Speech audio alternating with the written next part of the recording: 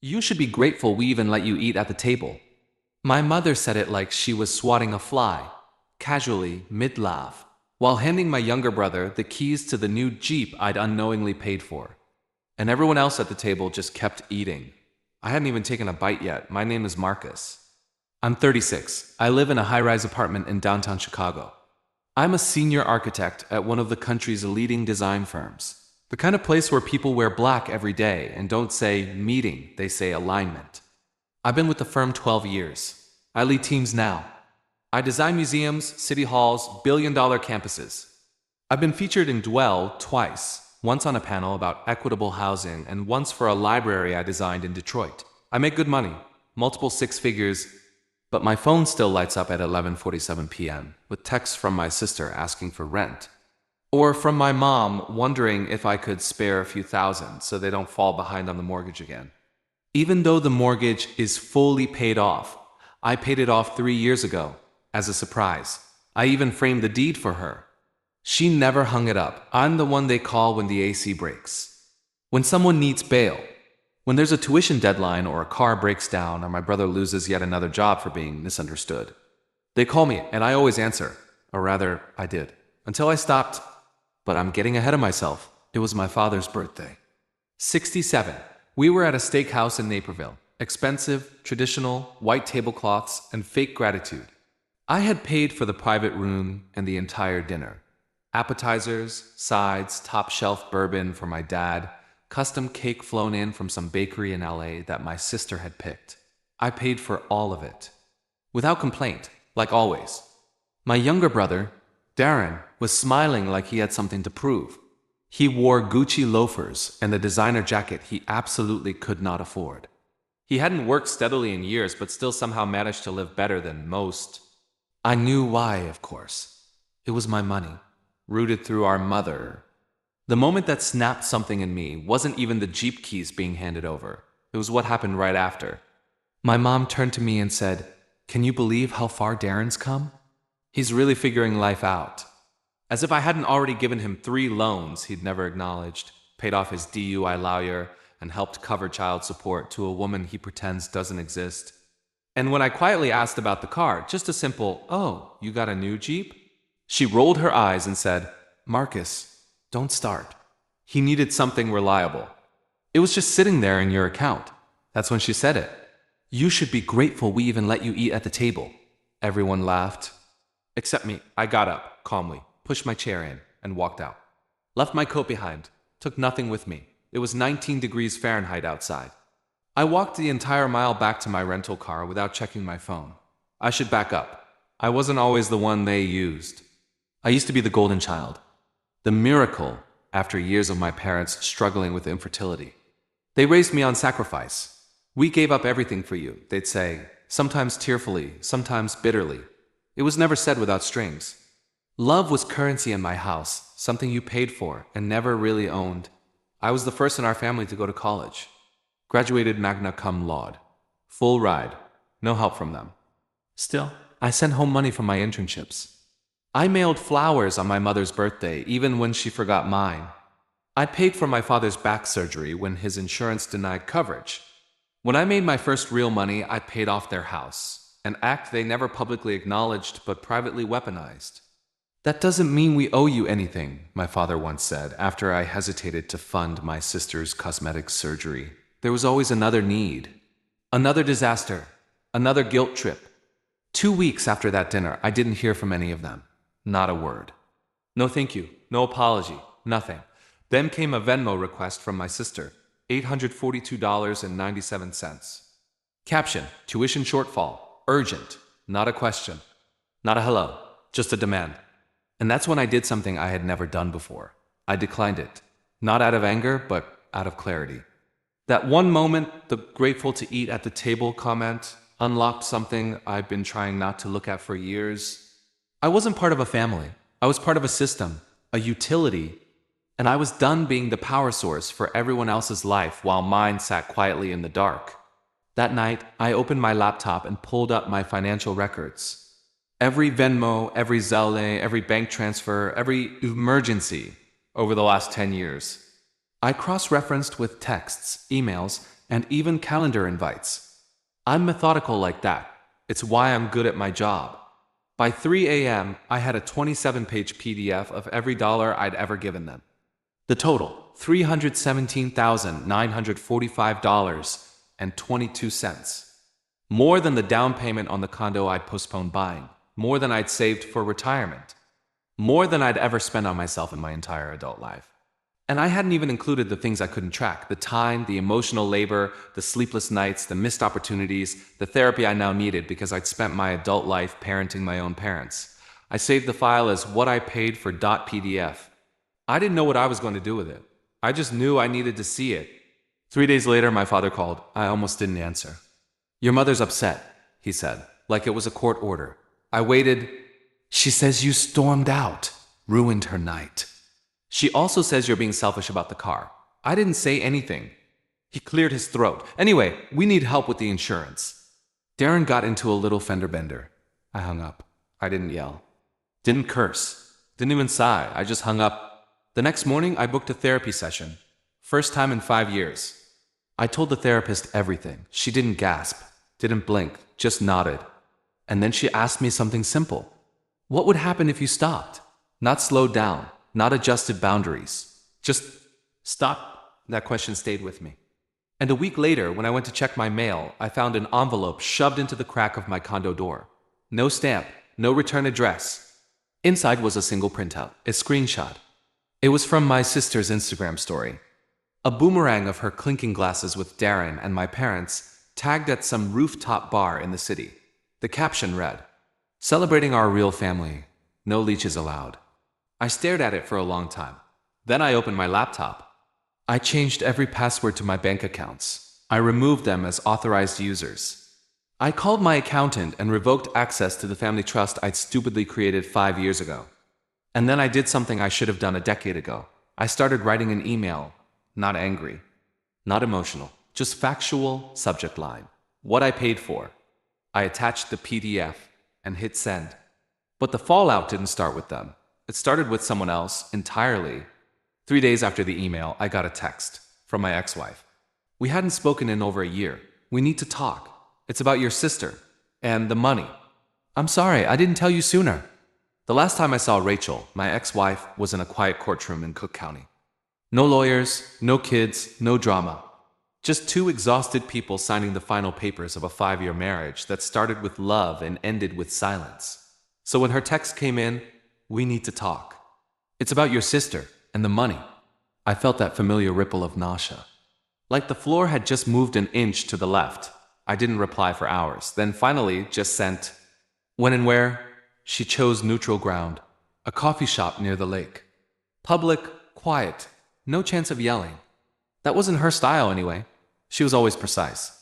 Gentle, even when she was cutting deep. When I walked in, she was already there, same long coat. Same calm, but she didn't smile. She slid a manila folder across the table. No hello, no pleasantries. "You should see this before I say anything." Inside were 2 things. A printout of a bank statement, a screenshot of a group text between her, my sister Camille, and to my shock, my mother. The texts were a gut punch. Short, casual, like they were planning brunch. "Camille, he's such a sucker. Think he'll even notice?" "Mom, he's too busy saving the world to check his own accounts." "Rachel, guys, stop. He's going to find out eventually."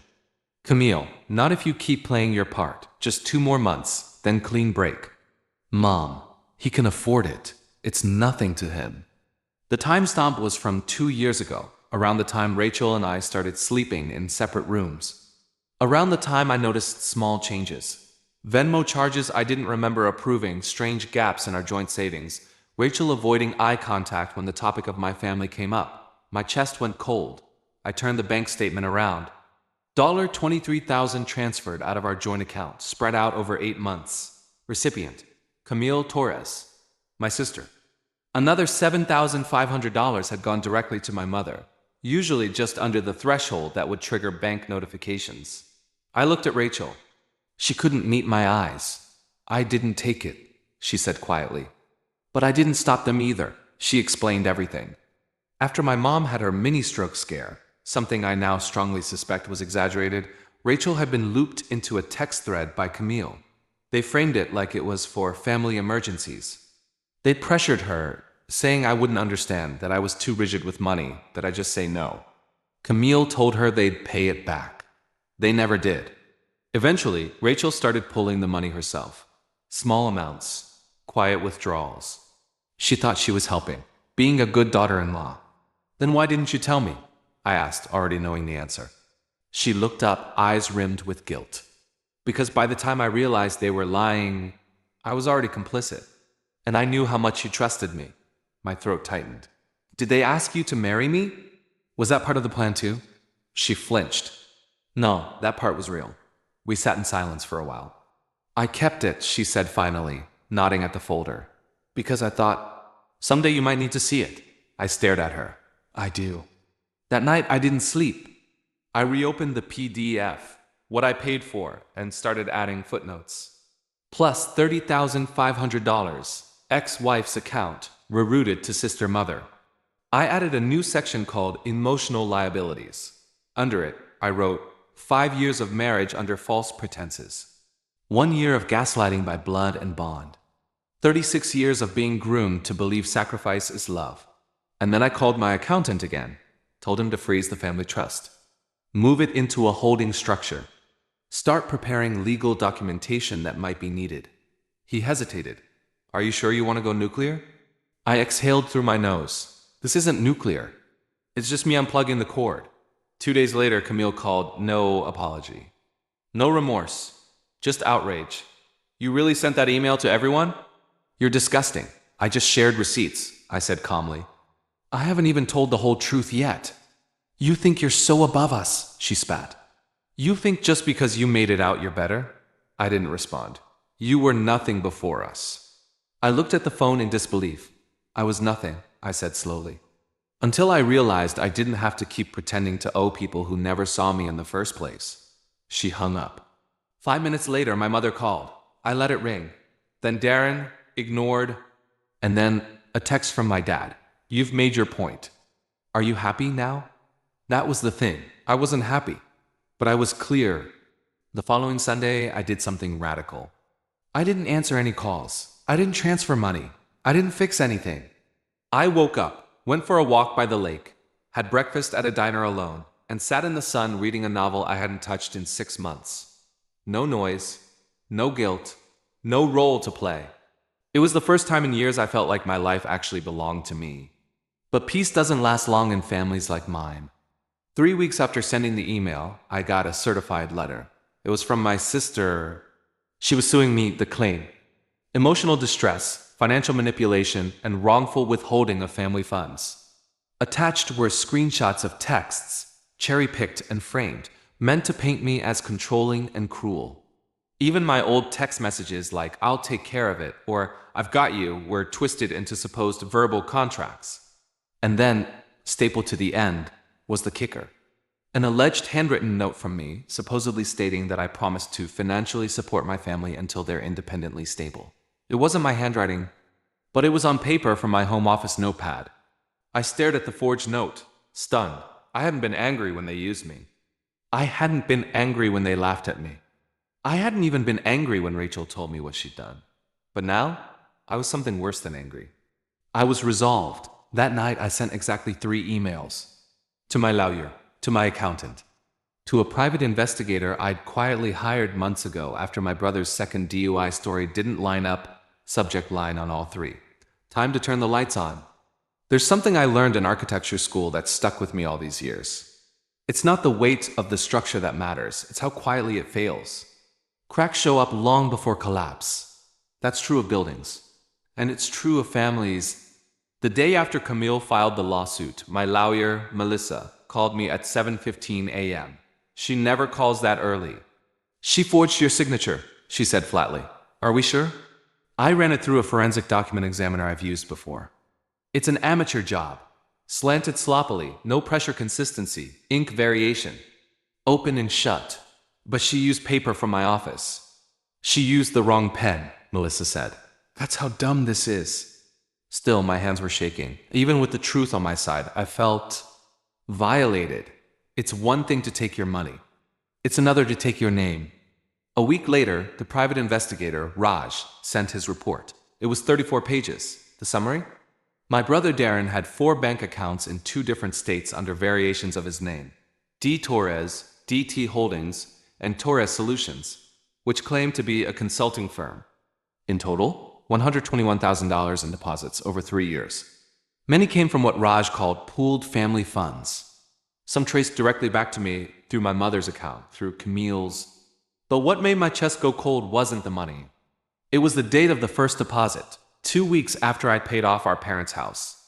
While I was being applauded as the good son, they were already repurposing my generosity into a cash pipeline.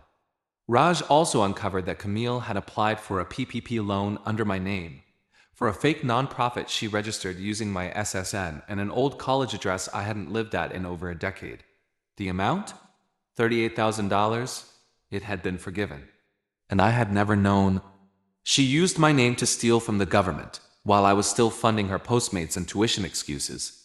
I felt sick. I forwarded the documents to Melissa. She called back the same day. Marcus, this is criminal. You want to press charges? I was quiet for a long time. I'm thinking about it. But I wasn't ready to pull that trigger yet. Because I wasn't after their punishment. I was after something quieter. Something more lasting. Severance. I did press one button that night, though. I uploaded what I paid for .pdf to a private folder. Then I added Raj's report, Melissa's forensic summary, Rachel's signed affidavit, and finally, a voice memo I'd recorded after Camille's lawsuit hit. It was just me speaking calmly. Hi, my name is Marcus Torres, and for 36 years I was the mule of my family. I was taught that love meant sacrifice, that silence was strength, that self-worth should be negotiated behind closed doors with people who never earned the right to ask. I paused. And now I'm done. I sent the folder to a single person.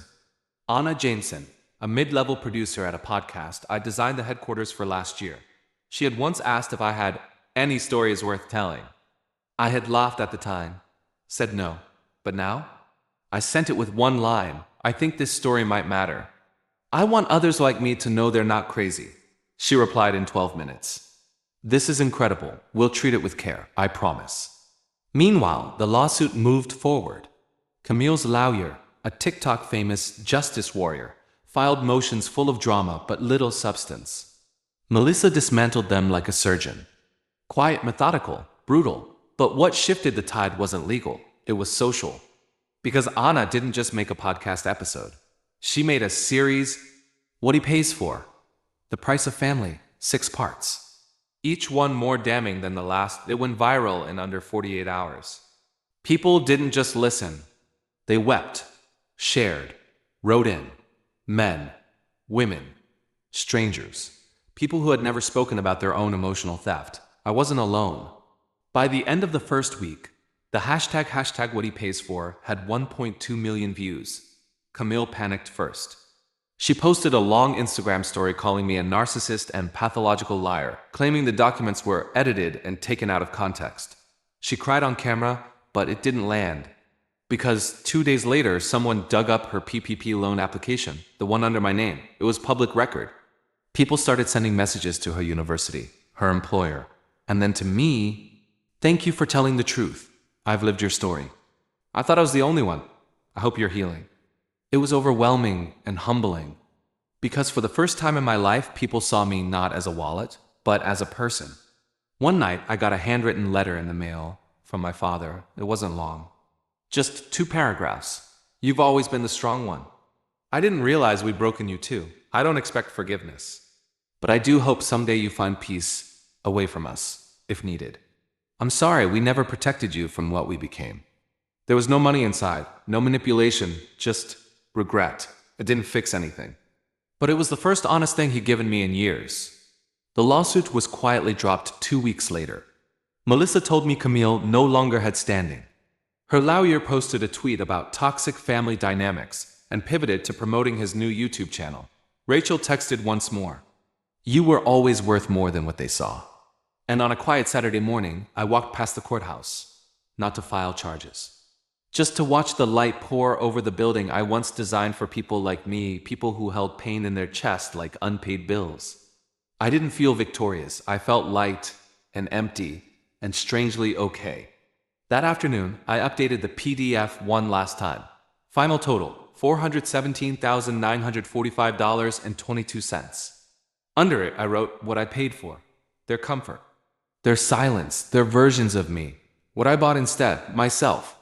6 months. That's how long it's been since I hit send on that email with the PDF. 6 months since Camille tried to sue me. 6 months since the podcast series aired and ripped the cover off everything I'd spent my life quietly enduring. And for the first time in my adult memory, there's silence. Not the heavy, waiting kind.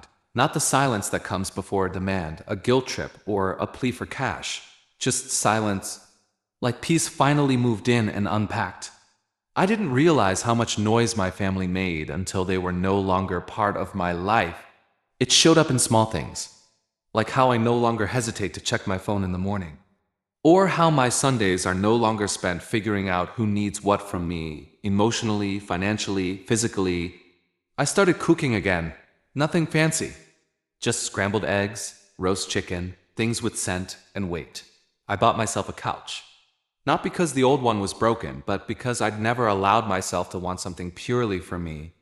And then 3 weeks ago, I did something I never thought I'd do. I flew to Portland. Not for work. For a woman, her name is Marin. We met at a conference 2 years ago. She was speaking on ethical design in low-income housing. I had admired her from afar, half in awe, half in fear of disrupting what felt too good to be true. We'd kept in touch, texts, occasional calls, but I never made a move. My life was too full of obligations and shame. But when the podcast went viral, she reached out. Her message was simple. I listened to every episode. I'm proud of you. And if you ever want a weekend where nobody asks anything of you, come here. No expectations. Just you. I booked a flight the next day.